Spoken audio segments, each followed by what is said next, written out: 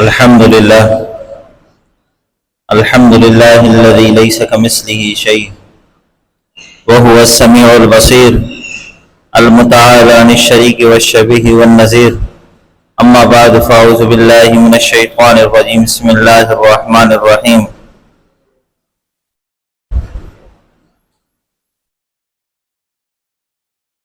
الكيس من دان نفسه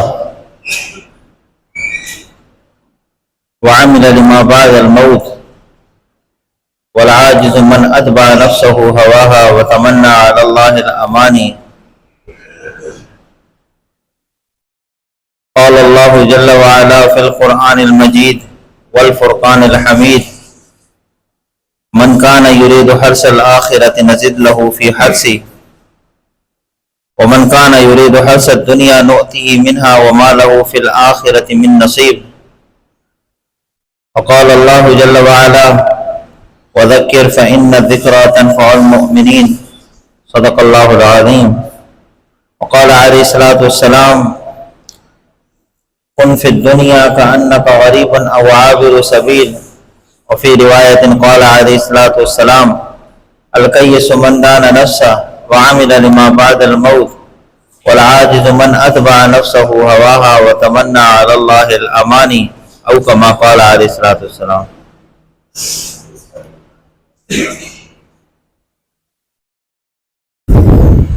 دنیا کی زندگی انتہائی عارضی زندگی ہے. اصل جو ہے وہ موت کے بعد کی زندگی ہے. اور دنیا کی زندگی اللہ رب العزت نے امتحان کے لیے پیدا کی ہے. الذی خلق الموت والحیاۃ لیبلوکم ایکم احسن عملا. اللہ وہ ذات ہے جس نے موت اور زندگی کو پیدا کیا تاکہ اس سے تمہارا امتحان لے کون اچھا عمل کرتا ہے. اب جو بندہ بھی اچھا عمل کرے گا، من عمل صالحا من ذکر او انثى وهو مؤمن فلنحيينه حیاتا طیبہ. دنیا کی زندگی میں اللہ اس کو پاکیزہ زندگی عطا فرمائیں گے، امن، چین، سکون، راحت والی زندگی عطا فرمائیں گے. اگر اس کے پاس مال نہیں ہوگا لیکن وہ پریشان نہیں ہوگا، رہنے کے لیے اس کے پاس گھر نہیں ہے لیکن وہ پریشان نہیں ہوگا، ہاں، اور کھانے کے لیے اس کے پاس روٹی نہیں ہے لیکن ایمان اعمال والی زندگی ہے، وہ پریشان نہیں ہوگا. فَلَنُحْيِيَنَّهُ حَيَاةً طَيِّبَةً. اللہ اس کو دنیا کی زندگی میں پاکیزہ زندگی عطا فرمائیں گے. ہاں، اور یہ تو دنیا کی زندگی کا معاملہ ہے. وَلَنَجْزِيَنَّهُمْ أَجْرَهُمْ بِأَحْسَنِ مَا كَانُوا يَعْمَلُونَ. اور آخرت میں بھی اللہ رب العزت بہترین بدلے عطا فرمائیں گے. اس لیے فرمایا: مَنْ كَانَ يُرِيدُ حَرْثَ الْآخِرَةِ نَزِدْ لَهُ فِي حَرْثِهِ. جو آخرت کی کھیتی کا طالب ہوگا ہم اس کی کھیتی میں ترقی دیں گے، اور جو دنیا کی کھیتی کا طالب ہوگا وَمَنْ كَانَ يُرِيدُ حَرْثَ الدُّنْيَا نُؤْتِهِ مِنْهَا وَمَا لَهُ فِي الْآخِرَةِ مِن نَصِيبٍ. جو دنیا کی کھیتی کا طالب ہوگا اس دنیا میں سے ہم اس کو کچھ دے دیں گے، آخرت میں اس کا کوئی حصہ نہیں ہے. ہاں، تو یہ کہ اصل جو محنت ہے آپ صلی اللہ علیہ وسلم نے حضرات صحابہ رضی اللہ تعالیٰ عنہ کی جو تربیت کی تو وہ آخرت کی تربیت کی. ہاں، آپ صلی اللہ علیہ وسلم ایک جگہ کتاب کے اندر آتا ہے، فرمایا: تکونوا ابناء الآخرہ. آخرت کے بیٹے بنو، ولا تکونوا ابناء الدنیا. دنیا کے بیٹے نہ بننا. ہاں، تو صحابہ کی ساری دوڑ جو تھی وہ آخرت کی دوڑ تھی. ہاں، صحابہ کی ساری دوڑ جو تھی وہ آخرت کی دوڑ تھی کہ آخرت بن جائے، آخرت بن جائے. دنیا کی زندگی تو عارضی سی زندگی ہے، یہ تو ختم ہو جائے گی. ہاں، 60 سال 70 سال 80 سال، بہت بھی زیادہ ہے 100 سال، آخر موت ہے. دنیا کی زندگی عارضی ہے، ختم ہو جائے گی. ہاں، اور آخرت کی زندگی دائمی ابد الآباد زندگی ہے. ہاں، آخرت کی زندگی دائمی ہے، ابد الآباد زندگی ہے. اب وہ دائمی جو ابد الآباد زندگی ہے جو کبھی بھی ختم نہیں ہوگی. آخرت کی زندگی جو کبھی بھی ختم نہیں ہوگی، اس زندگی کا دار و مدار اس دنیا کی مختصر سی زندگی پر ہے. ہاں، اب یہ دنیا کے اندر مختصر سی زندگی جو ہے اگر اللہ کی مرضی کے مطابق گزار دی تو آخرت کے اندر پھر خوشیاں ہیں. لا خوف علیہم ولا هم یحزنون والی زندگی ہے. نہ اس پر کوئی خوف ہوگا نہ وہ غمگین ہوگا. الا ان اولیاء اللہ. خبردار جو اللہ کے ولی ہیں، اللہ کے دوست ہیں، اللہ کے نیک بندے جو ہیں، اللہ کی مرضی کے مطابق جو زندگی گزارنے والے ہیں، اپنی مرضی پر زندگی نہیں گزارتے، اللہ کی مرضی پر جس طرح میرا اللہ چاہتا ہے ایسی زندگی گزارتے ہیں۔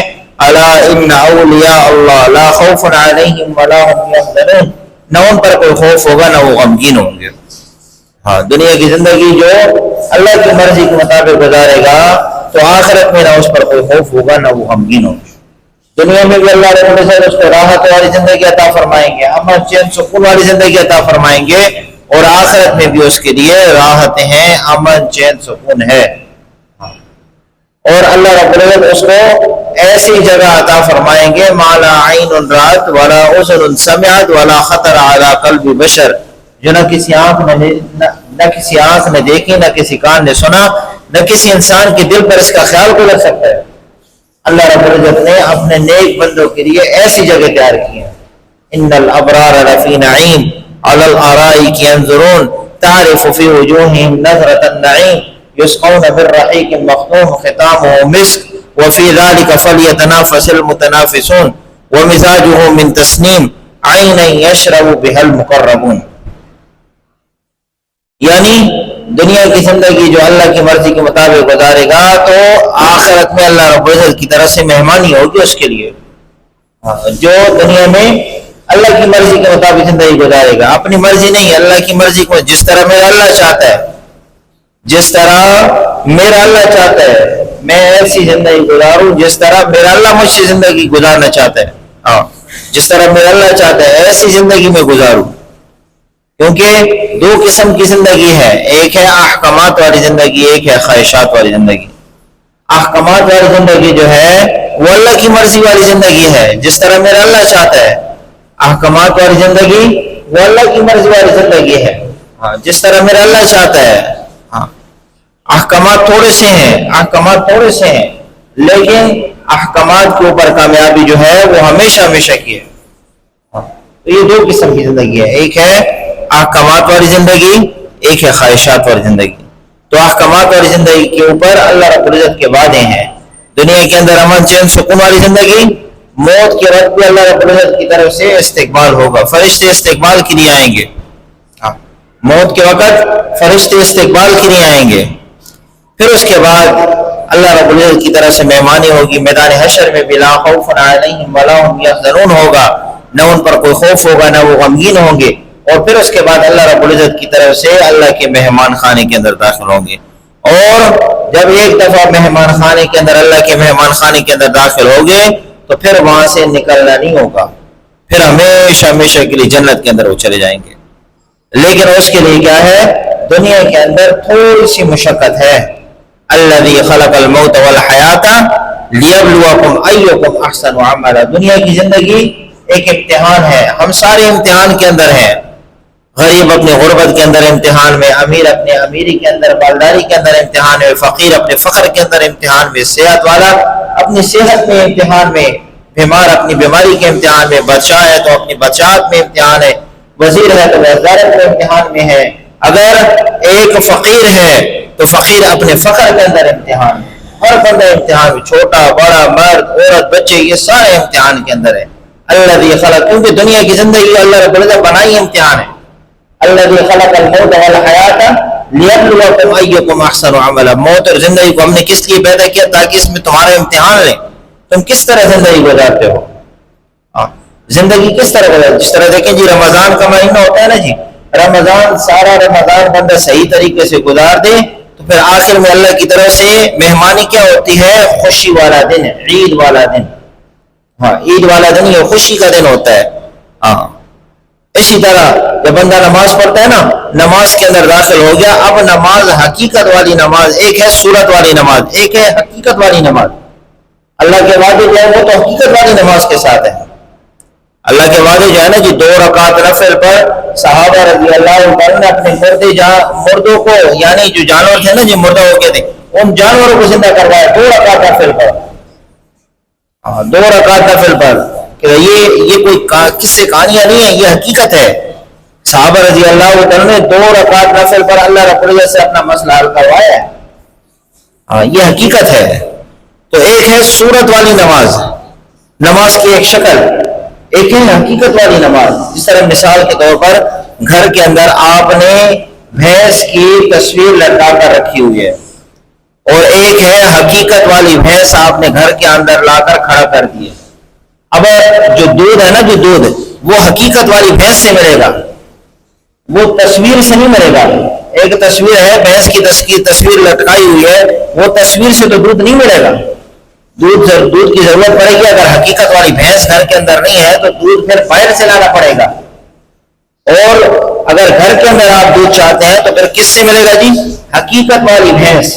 آپ نے حقیقت والی جو اصل جو بھینس ہے وہ گھر کے اندر لا کر کھڑی کر دی ہے، اس کو چارہ وغیرہ دیتے ہیں۔ اگر آپ کو دودھ کی ضرورت ہے پھر اس حقیقت والی بھینس سے آپ کو دودھ ملے گا۔ تو یہ ایک ہے نماز کی صورت، ایک ہے نماز کی حقیقت۔ ہاں، نماز کی صورت یہ آگے مزید کھڑے ہو گئے، نماز پتہ ہی نہیں ہے کہ رکوع کے اندر ہے کہ سجدے کے اندر ہے، بس سوچ کہیں اور ہے، کھڑے ہوئے مسجد کے اندر، سوچ کہیں اور ہے، کھڑے ہوئے مسجد کے اندر، اور پڑھ بھی رہے ہیں، سمجھ بھی نہیں آ رہی کیا پڑھ رہے ہیں۔ ہاں، پڑھ بھی رہے ہیں، سمجھ بھی نہیں آ رہی کیا۔ بعض اوقات کس طرح کیا ہوتا ہے جی، وہ میں نے تو 2 رکعت پڑھی ہیں کہ 3 رکعت پڑھی ہیں، میں نے 4 رکعت پڑھی ہیں کہ 3 رکعت پڑھی ہیں، ٹھیک ہے نا جی۔ جب نماز کے اندر دکان کی فکر ہوگی تو پھر اس طرح مسئلہ ہوگا، جب نماز کے اندر اور فکریں پیدا ہو جائیں گی تو پھر اس طرح مسئلہ ہوگا، پھر یہ حقیقت والی نماز نہیں ہے۔ ایک ہے نماز کا خشوع اور ایک ہے نماز کا خضوع۔ اللہ کی طرف سے وعدے جو ہے وہ خشوع اور خضوع کے ساتھ ہے، خشوع بھی ہو ساتھ میں خضوع بھی ہو۔ خشوع کس کو کہتے ہیں؟ خشوع کہتے ہیں صحیح طریقے سے قیام کرنا، صحیح طریقے سے کھڑا ہونا، قیام کے اندر جس طرح کھڑا ہونا ہے۔ خشوع کہتے ہیں رکوع میں جس طریقے، اب قیام کے اندر قیام میں کھڑے ہوئے ہیں، دیکھنا کہاں پر ہے؟ سجدے کی جگہ پر دیکھنے ہیں۔ رکوع کے اندر چلے گئے، کمر بالکل سیدھی ہو، دیکھنا کہاں پر ہے؟ پاؤں کی پیڑ پر دیکھنا ہے، قدموں کی پیڑ پر دیکھنا ہے، انگلیوں پر دیکھنا ہے۔ سجدے کے اندر چلے گئے، اب رکوع کے بعد جب سیدھا کھڑا ہونا ہے، جس کو قوما کہتے ہیں، قوما، صحیح طریقے سے کھڑا ہونا ہے، یہ خشوع ہے، یہ نماز کا خشوع ہے۔ ہاں، سجدے میں چلے گئے، سجدے میں کہاں پر دیکھنا ہے؟ ناک کی نوک پر دیکھنا ہے، سجدے کا خشوع ہے یہ۔ اتحیات میں بیٹھ گئے، دیکھنا کہاں پہ؟ ہاتھوں کے اوپر دیکھنا ہے، جھولی میں دیکھنا ہے، یہ نماز کا خشوع ہے۔ ایک تو یہ صحیح طریقے سے، اب میں بھی سوچوں، آپ بھی سوچیں، میں قیام کے لیے کھڑا ہوتا ہوں کہاں دیکھتا ہوں؟ رکوع میں جاتا ہوں کہاں دیکھتا ہوں؟ میں سجدے میں جاتا ہوں کہاں دیکھتا ہوں؟ میرا قوما کس طرح ہے، میرا جلسہ کس طرح ہے؟ اب خود میں بھی اپنی نماز کا اندازہ لگاؤ، آپ بھی اپنی نماز کا اندازہ لگائیں۔ میری نماز کے اندر خشوع ہے کہ خشوع نہیں ہے؟ یہ خشوع ہے۔ اور خضوع کس کو کہتے ہیں؟ خضوع کہتے ہیں دل سے نماز کے اندر حاضر ہونا۔ ایک یہ ہے کہ میرا جسم نماز کے اندر حاضر ہے، ایک یہ ہے کہ میں دل دماغ سے نماز کے اندر حاضر ہوں، یہ نماز کا خضوع ہے۔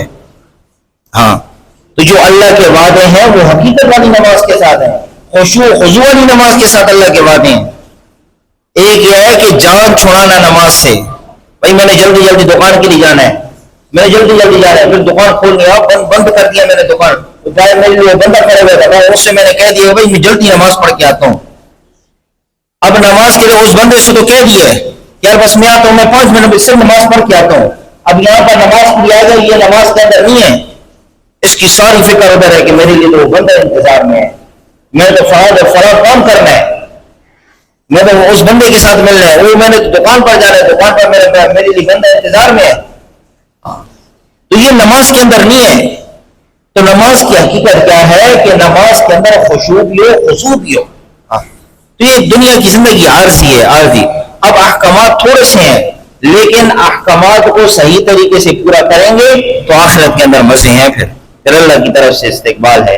تو اللہ رب العزت سے دعا ہے کہ اللہ رب العزت ہمیں صحیح طریقے سے احکامات کو پورا کرنے کی توفیق عطا فرمائے۔ اب آج تو یہ بات کر دی کہ دنیا کے اندر جو احکامات والی زندگی گزارے گا اس پر اللہ کے وعدے ہیں۔